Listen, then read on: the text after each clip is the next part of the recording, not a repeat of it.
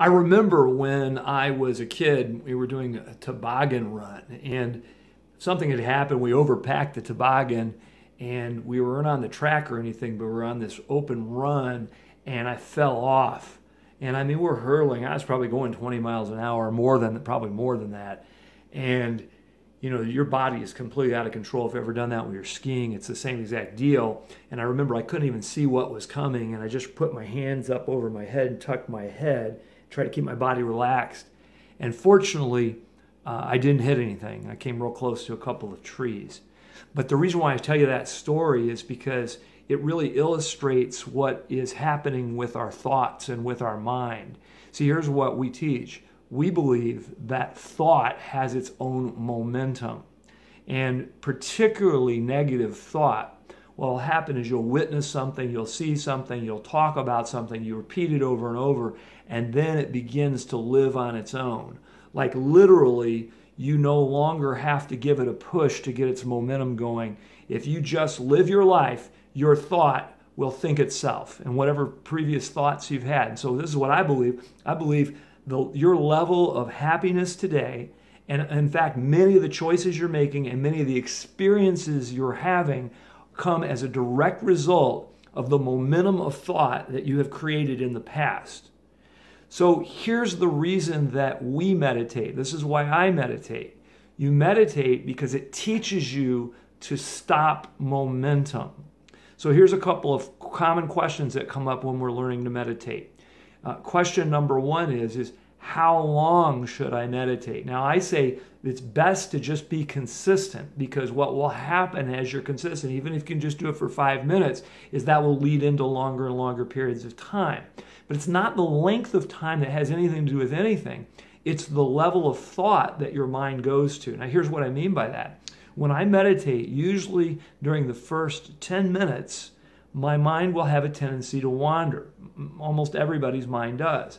But what it wanders to indicates the current level of momentum of my thinking. In other words, I'll be meditating, and in that first 4, 5, 6, 7, 8 minutes, I'll start to wander into the area of fear.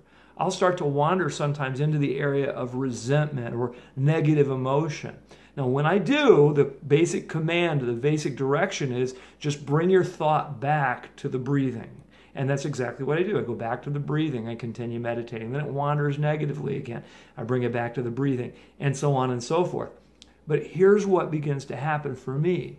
10 minutes in, 12 minutes in, I don't know what the number is. My mind has a tendency to still wander, but then it begins to wander to the positive. It wanders to joy or to eagerness or to a thought of kindness. Now, when it wanders in those positive directions, I still follow the same basic direction. I still bring my mind back to the breathing. And sometimes the mind will completely stop wandering, and I'll just sit in a position of joy. And that's powerful. But the point is when the mind stops, in other words, when you stop your negative momentum, you don't even have to consciously practice positive thought. Now, I do practice positive thought, and we teach that, but here's the thing. If you stop negative momentum, the natural state of your consciousness is at a very high level, and you'll begin to experience that joy.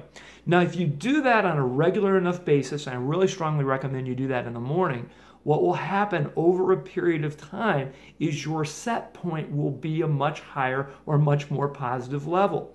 And that's one of the most interesting things that people notice. What people notice is they meditate, and then other areas of their life start getting better, right? So if you have a negative belief, now let's tie this back to all of our practice and all of our martial arts training very briefly here. So if you have a negative belief about your ability to take care of yourself, you have a negative belief about your ability to be strong or confident, that will sustain itself, and no matter what you do physically, you'll still have that sort of that self-defeating attitude. But when you learn to meditate and do it on a regular enough basis, what you will do is you will dissolve that negative belief, and you'll learn the art much more quickly. Not only will you learn the art much more quickly, but you're going to notice every area of your life that you've struggled, especially areas that you've been holding yourself back for a long time, dissipate. So that's why I meditate. That's why we meditate. That's why I think you should meditate. And the other thing is, if you need more advice on this, certainly reach out to us. We'll give you that information. I just got to tell you right now that so many people overcomplicate this practice and they make it into this big, mystical thing. All we're trying to do is we're trying to stop the momentum of negativity that everybody has that we pick up along the way in life. And when we stop that momentum, it's automatically replaced by positive momentum, and that allows us to learn quicker, faster, and have better relationships, and everything in life just tastes and smells and looks a little bit better. Thanks for listening. Have a great day.